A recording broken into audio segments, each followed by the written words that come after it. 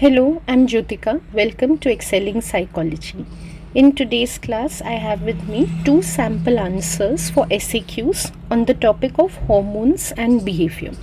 I've deliberately taken two answers on the same topic, two short answers, because I want to contrast and show you that how on the same topic you could be asked two different types of SAQs. So in the first SAQ that I have today, we are going to be describing the role of one hormone in behavior, whereas in the second SAQ that I have today, we will be describing one study relating to one hormone on behavior. Why I have chosen these two answers is, I'm noticing that a lot of students are memorizing SAQs and going to the exams. So what they do is they have a list of topics with them, and say for any one topic like hormones and behavior, they have this one fixed short answer that they prepare and they write it no matter what the question is. In fact, they don't even read the question fully. They just see, okay, hormone, behavior, and they write down the answer. That is not the approach you should be taking if you want to score in the 7 to 9 mark band for the SAQ. If you want to achieve high scores, you have to meet the requirements of the question. So that's why I have questions that are different from each other if you look at them closely. And I'm going to show you how you need to tweak your answer if the question is phrased in the way that it is. Okay, so first we will go through the question which asks us to describe the role of one hormone in the study of human behavior with reference to one relevant study. When you read this question, how you should interpret is, the main thing they want you to do is describe the role of the hormone, and the study is just a reference. The study is secondary. The role of the hormone on behavior is primary. So then what your answer should be is focused more on the role of the hormone rather than the study. The biggest mistake that students make is to describe the study at length when that is not what is asked in the question. Okay, so we'll see how to answer this question. As you know, to achieve a score in the 7 to 9 mark band, the first thing you need to do is focus on the command term. Though today my class is not about how command term requirements should be met, still let's discuss briefly. Here we have the command term describe. When you have describe in front of you, what you have to do is give a detailed account. Simply saying you give details about whatever is the primary concern in the question.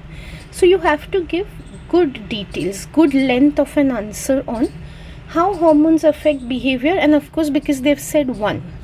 About that one hormone also, whichever you select, you have to give detailed knowledge. You can't just touch upon it and just name it and leave it. You have to say exactly which behaviors it's influencing. What if instead of describe, the command term was explain? Then rather than describing or giving a detailed list of which behaviors are influenced by that hormone, you would have explained how and why that hormone is able to affect behaviors. So as I said, that's not my topic for today's class. We could do in some other. And if the command term was outline, in that case, neither would you give details on that particular hormone, nor would you explain how and why. Rather, you would give a summarized account. So you would just explain around that hormone, or keeping that hormone primary, and then bringing up various aspects related to it. So that is about the command term. I know you don't have to fret too much or worry too much about the command term, which is true.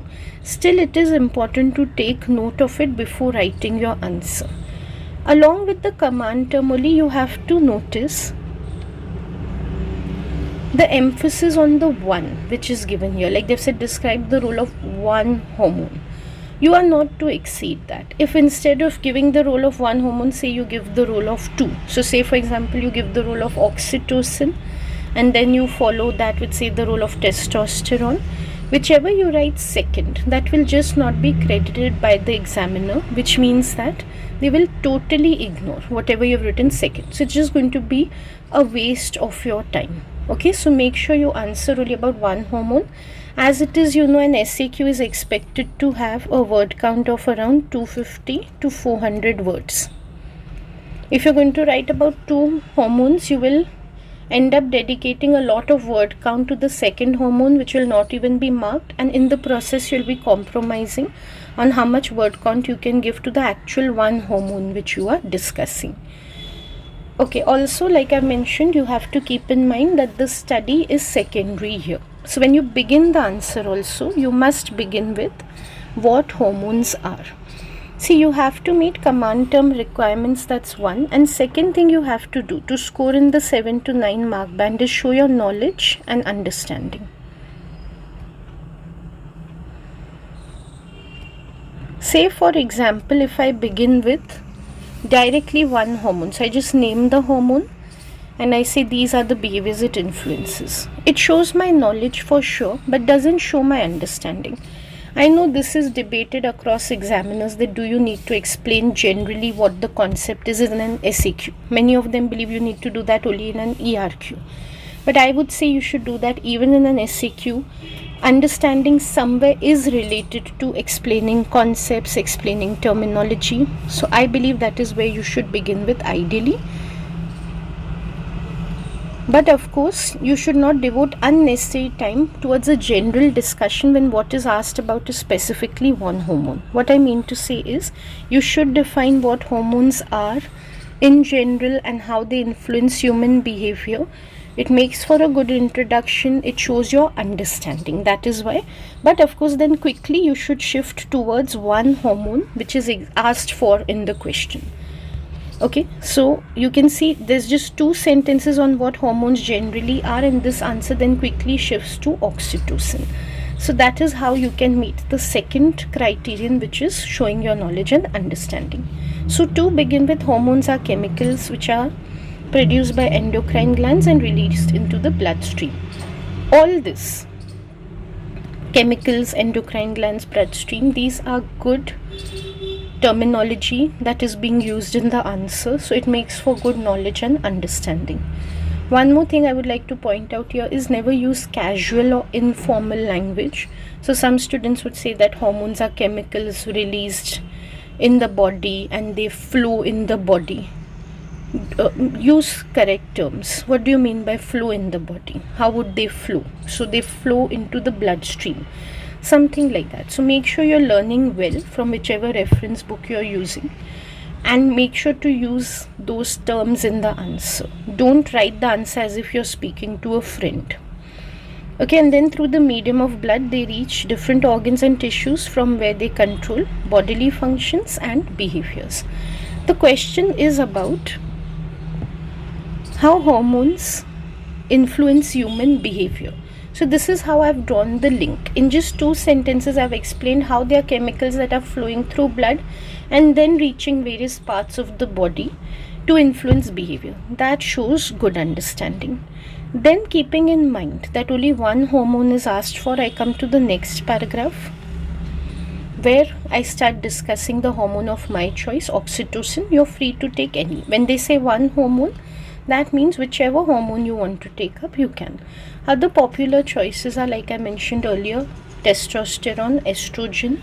Many students write about those. And then there's also adrenaline, so you can write about that as well. For now, I'm taking oxytocin, and because this is a describe question, I list out many different behaviors that are influenced by oxytocin. I'm not going to read out the entire paragraph. I'll post this answer on my website, which I will link in the comment box and description box below. You can read the entire answer there. I'll just give you an overview of what is written in this paragraph. So first, because again I have to describe, so I'm saying from where oxytocin is released. It is released from the oxytocin and then the pituitary gland, that is from where it reaches various organs and influences behaviors related to social intimacy and bonding. This section, now that I have explained it to you, I also want to bring about the third criterion, which is required for you to score in the 7 to 9 mark band. You have to link whatever study you have used to the general theory and the specific hormone that you have described later, right? And most students, when they come to me for classes, that is their number one complaint, that their teachers are telling them that they are not linking the end parts of their answer correctly to what they've presented before. So that's the major part where students are having difficulty. Though I also see a lot of problems in meeting what is required by the question, but many students themselves realize that linking is a weakness for them. So why I have brought about this here is because if you see in the beginning, I explained that hormones influence behaviors, and then using the same flow of language, I have explained how oxytocin is that hormone which influences the behavior of social intimacy and bonding. Means my way of writing is in a way to link it with what I have said before. It's not disconnected. In fact, it's entirely related to what I've written before. I said that in general hormones influence behavior, and then when I bring up this one hormone, I show exactly this specific hormones affects this particular behavior. So it's all connected to what I said before. It's just an example of what I said before. That is how you keep linking. Of course, you have to link the study also, which I will show ahead.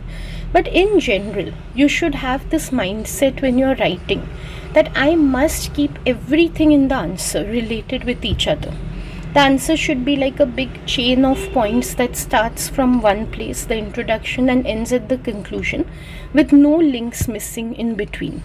Okay, so make sure even if the link is about the study being linked back to the theory, actually it's all about keeping the entire answer relevant, focused on the command term, and related with each other. All points should be related to each other. Then, because this is a described question, I've given many examples of exactly which social behaviors are influenced by oxytocin. So childbirth and lactation, exactly which behaviors you can see I've written. Stress reduction, which behaviors I've written. Social bonding and trust, again exactly where I have written. Of course there are many others, but because this is a short answer question, and even if it was an ERQ, description can be limited. That is why I have not gone into more details. Now, one more mistake students make is to start evaluating something. After giving this description, they would start evaluating the role of oxytocin on behavior. On an SAQ question, you are never to do evaluation. And evaluation just means strengths and weaknesses. You're never to give those. Okay? So make sure you are just writing what you have learned about that particular topic, and you're not going beyond that to try to show any critical thinking. That's not a part of the SAQ at all. Again, if you show critical thinking, so if you evaluate in any way, the examiner is simply going to disregard what you've written. Your word count and time will be wasted, and you're not going to get any credit for writing any of that. Okay. Now we have to bring in the study, and this is my special focus in today's answer, because as I showed you before, the next question is going to be about the description of the study. So I want you to note carefully here how I cover the study, and in the next answer how I cover the study. For this, it will be helpful if you read both the answers. So like I said, I will link it below. So make sure after or along with this video, you're reading the answers as well. I have selected the cost-filled study which had the trustee and investor game in it to support the role of oxytocin. Again, how I am linking it with what I have written is, I mentioned that oxytocin plays a role in social bonding and trust. Continuing from there, I have introduced this study, that since oxytocin plays a role in social bonding and trust, to verify that only Kosfeld et al. Have done their study. So again, you can see I have made sure to keep it connected with what has come before. My language is also the same way that I have used in the previous paragraph. So nothing should be abrupt or sudden. Oh, this point was not there. Say I had not written about social bonding before, and suddenly I am introducing in this paragraph and saying that the Kosfeld study looks at it. That is not the way of presenting the answer. So it should be related to what has come before. It should emerge from the previous paragraph. Then I have covered the study in the standard format: aims, procedure, results, and conclusion. Results and conclusion I tend to enroll in one point, though I know they're different, But conclusion in the sense of interpretation I tend to include in the final paragraph also. So I've taken aims, procedure and results, and you can see very briefly I have summarized these aspects. Unlike the next answer, in which I talk about many features of the cause-felt study, like its design, which are the variables, about controls that were maintained, none of that I have included here. Why? Because the question is asking me to describe one hormone, not to describe the cause-felt study. So I have kept that in mind. So I have mentioned very clearly what was done in the study. It's not like I've written the study in a way that the examiner wouldn't understand or something would be missing. It's very clear. It's just that it's a brief account of the study. I made sure not to make the study my main focus in the answer. So I have mentioned what the participants had to do. They had to take oxytocin or placebo, then they had to play the trust game, and results showed that those who had taken oxytocin, they showed higher levels of trust and staked more money in the game. As simple as that. So a very brief one paragraph on Cosfeld et al. Study. That's what I've done. What is more important is this study is a reference, like we saw. It's an illustration of the main role of the hormone on behavior. So in the next paragraph, then I have used the study for the correct purpose as a reference to showcase how it is promoting the role of oxytocin. So Cosfeld et al. Study has shown how oxytocin plays a role in social bonding and trust. Okay, now this part is very important. This is how we link, or this is how we connect. It increases trust and helps in the formation of social bonds. This is a general point. Where is it seen in the study? I have to point out that because participants who were administered oxytocin, they were willing to stake large amounts of money. So that is how it proves the point that it increases trust. Because participants were staking more money. This is how we link the study. How some students will answer this question is after they've written about the Cosfeld study, they'll show thus. Cosfeld study shows the role of oxytocin in trust. This is not linking. This is not what linking is. Linking is about showing where in the study this result is found, which we are talking about here. That is known as linking. So that you can see I have done over here. This is the key part. Also because the study is used just as a reference, so why I have given this study only, what is so important about its result, or why does this study matter, that I have been able to bring about in this paragraph. So very important. Also I have mentioned then that it gives empirical evidence for the role of oxytocin. In theory we know what role oxytocin plays, but where's the proof of it? Where is the research support for it? In this study. So I mentioned that it gives empirical evidence. Then there's a conclusion. This conclusion is optional. We can stop the answer in the previous paragraph also. But if we just want to overall summarize the entire answer, we can give the conclusion. It does not meet any criterion in the SAQ requirement as such, but it does give a good finishing to the answer. So here you can see hormones like oxytocin give good insights into human behavior. We can see that. And the role of oxytocin in social bonding, stress reduction, all that shows how the hormones physiology, which is there in the body, means the functioning of the hormones which is there in the body, they can play a role in very important human behavior, which is social interaction. Again, what the question was about, role of hormones in behavior, and how it is finished in this conclusion is some hormones can play a very big role in the behavior of social interaction. So again, it's fully focused on the question. It is drawing on whatever came above. So the conclusion is also very relevant. So this is how we answer a question which is asking us about the broader concept or theory and not about a specific study. The next question is the opposite of this. It is more focused on the study because directly they've said describe one study. Here they've not said describe hormone and then just use the study as an illustration or a reference. Directly they've said describe the study. So that is what we have to do. So in the process, which features of the study do we have to cover? And like lots of questions come to students' mind. Do we have to write the sample size also? Do we have to give the exact numbers for the results? All that is addressed in this answer. And then how much do we write about the theory? Do we not write about the theory at all? That is also addressed in this answer. But before we see any of that, I want you to notice how there are so many possibilities of permuting and combining the command terms and the content in the syllabus. Many students feel that the IB course is very linear compared to A levels, in the sense that you just have to memorize certain answers and you have to write in the paper. Now you can see that's not true. They can ask different questions from the same topic. They can formulate questions differently, which is not just for the sake of it that they are formulating it differently. Actually, answers have to change according to how the question is formulated. It does impact the way you write answers. So do not take the IB curriculum as just memorization based or something that is very linear. Like I said, there are a lot of possibilities in how questions can come, and you have to understand the content over memorizing it.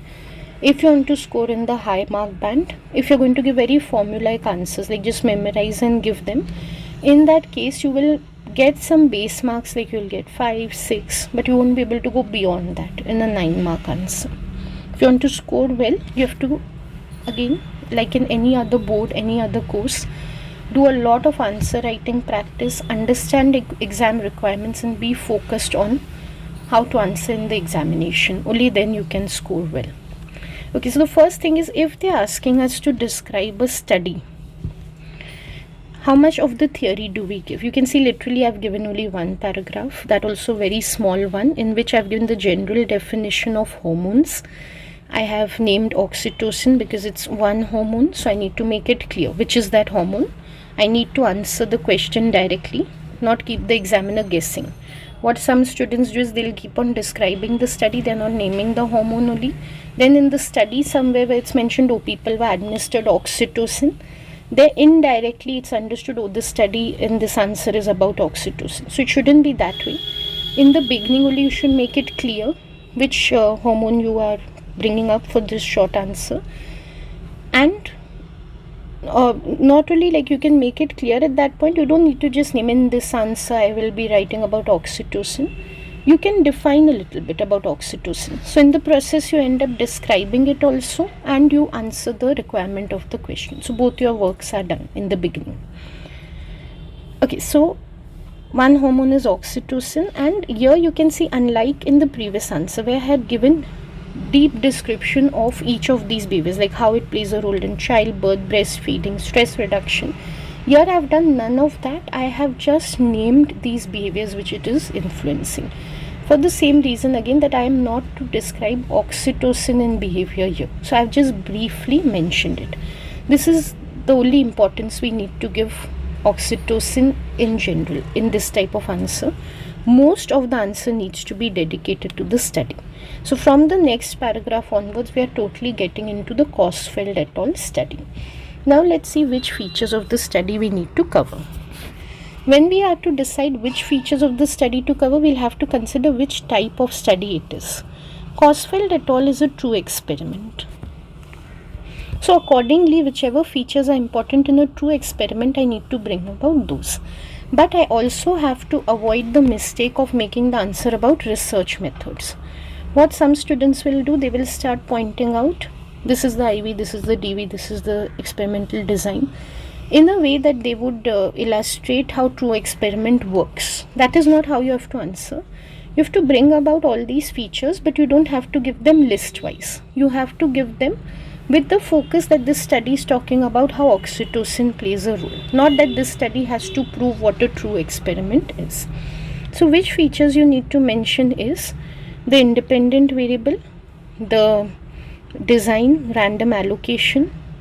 Okay, I'm marking these features, but if you read the answer, like I told you, I have not given it list wise, this is this, that is that. I have made sure to keep the focus on oxytocin. So I have mentioned that they received oxytocin or placebo. Dependent variable is the level of trust, how much they would stake in the monetary game, those type of things. So I am narrating the study, I'm bringing about what is done in the study stepwise, and at the same time I'm pointing out the features of the study.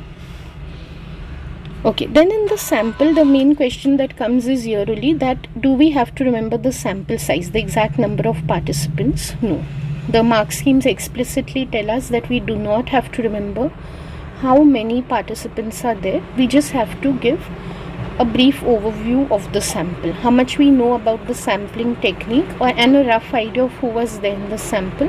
Who was there in the sense not how many were there, but who they were. They were students, they were general population, anyone from the general population, or they belong to some specific profession. Those things we need to write, their identity. So here I've written the sample was male adult university students and they were recruited through opportunity sampling. This is enough. Again, many students will get into the temptation of, oh, I've mentioned opportunity sampling, now let me talk about how it is not very generalizable. You are not to evaluate any type of SAQ, whether it's focused on a study or on a theory. No evaluation. So you just state it very matter of factly that it was an opportunity sample. You don't try to bring about its strengths or weaknesses. So first, participants received oxytocin or placebo, then they played a game. So you can see I've described the procedure. If it was a research methods question, describe 2 experiments with the help of 1 study, I would have not got into the procedure. But because it is describe a study of hormones, that is why I have explained the procedure to show how oxytocin is influencing them in every step of the procedure. So they had to play the game, they had to decide how much to transfer, the money would be tripled by the researcher. Then they have also specified that if you're talking about an experiment, we need to talk about some of the controls. Now some of the controls I have already mentioned in passing, like random assignment is a control, as you know, and the way they are administered oxytocin, that is also a control. But one special control in this study is double blinding, which is a very important control also, because it prevents expectancy effects and researcher bias. So I have specially mentioned that as well. Now here it might look as if I'm doing an evaluation. If I was, I would have said this is the strength and this increases validity, but that is not how I've written. I have justified the use of control in the study.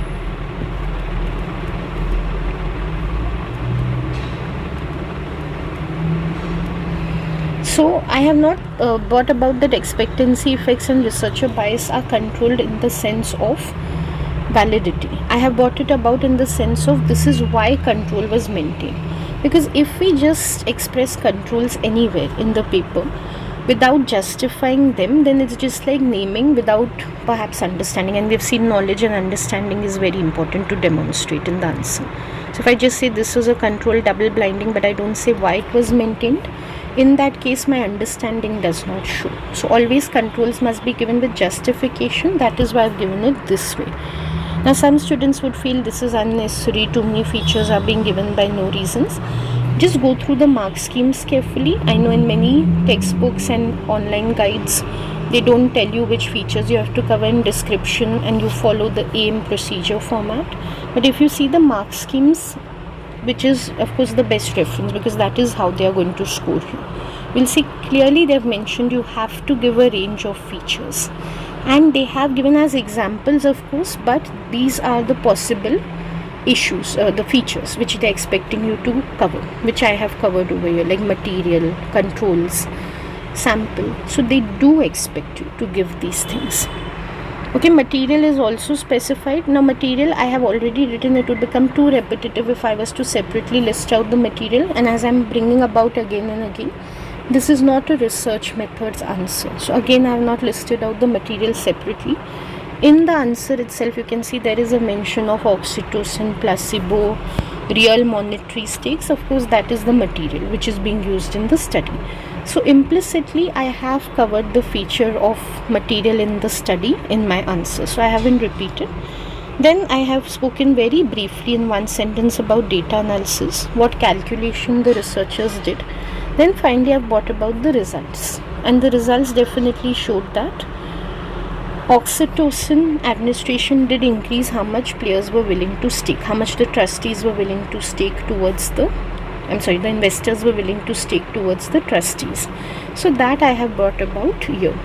If any of my points you're not able to answer, like I mentioned before, do read the answer or pause my video and read the answer. Along with that, it will become more clear to you. So these are the results of the study. Now, here many students will ask, do we have to give exact figures, like exactly how many investors made how much of a monetary stake? No, the mark schemes clearly tell us you do not have to give exact figures. You just have to explain the trend in the result. So that is what I have done. Finally, to conclude this type of answer where the focus is a little different, where we have to describe one study, how do we conclude this answer? The study throughout has been linked from the beginning to the main topic, which is oxytocin, to one hormone. So again, we don't need to give a very special or a lengthy conclusion in this. A simple conclusion is just that, okay, this study has shown a causal link between oxytocin and trust, and again it's empirically supported the topic.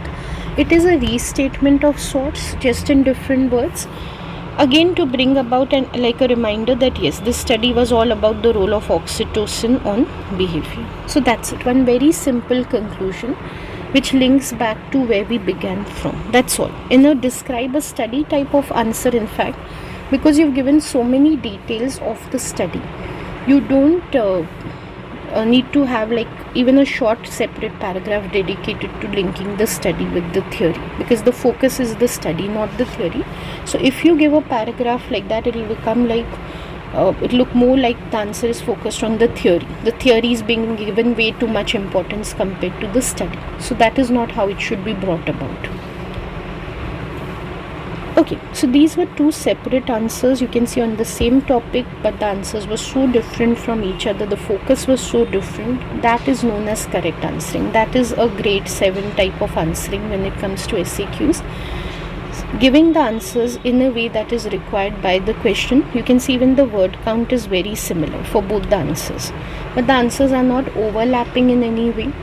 They are not like different word repetition of each other. They are totally different in terms of what is given more and less importance. That is what you need to understand, and for that I strongly recommend you read both the answers thoroughly to be able to see the contrast between them. I'm going to end the video here today. If you have any questions, you can put them in the comments box below. I'll see you soon with another video. Thank you for watching.